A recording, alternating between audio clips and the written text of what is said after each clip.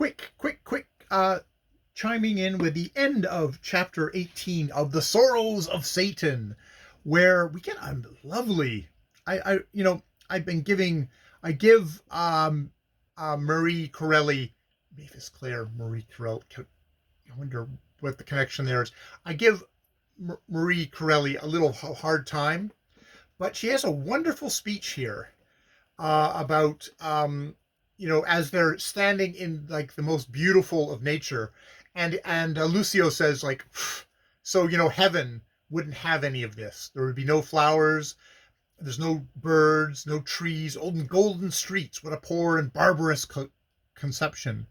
As if a world inhabited by deity would not contain the wonders, graces, and beauties of all worlds.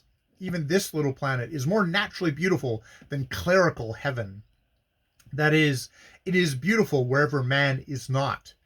And indeed, he talks about how mankind is the thing that makes nature ugly or destroys nature. You could take this as a whole thing of like environmentalism, because he talks about like, when the sea roars and flings itself in anger on the shore, it craves its prey, mankind. It ceases to wash the fair earth clean of the punny insect that troubles the planet's peace. It drowns the noxious creatures when it can, with the aid of its sympathizing comrades, the wind. When the thunder crashes down a second after the lightning does it not seem to you that the very clouds combine in the holy war? The war against God's one mistake, the making of humanity. And he goes on like that. And it is actually a really fabulous speech. And kind of does make the argument for, are we a mistake? You look at what we've done to the planet. Are we a mistake? You can take that.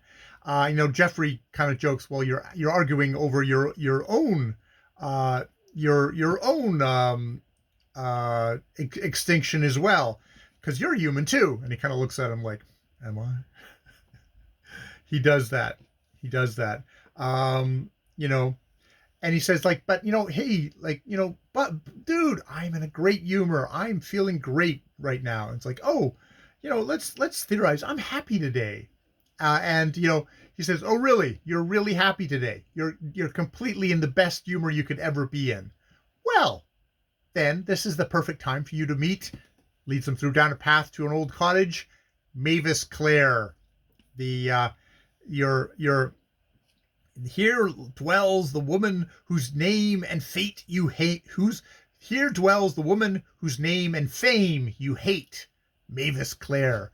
I really think Mavis Claire, Marie Corelli, we really seem to have a stand-in for the author. It's going to be interesting to see what Mavis Claire is like in chapter 19. And we'll see. I'm thinking 19 or 20. I'm going to get to like the 50% mark, and I think I'm just going to do a review of the first half of the book, because it's a long book, and when I'm reading it out like this, it gets so far in the past that, and there's so much to review of. Like, if I wanted to actually review these notes on it, like I should probably start listening to them right now, knock them off, just to refresh myself, make a lot of notes. And get this first half of the book straight in my head and make a review of that.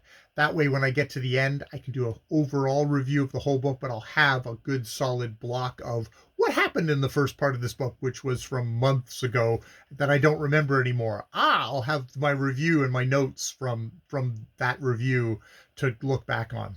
All right, I'm going to stop there. More videos later.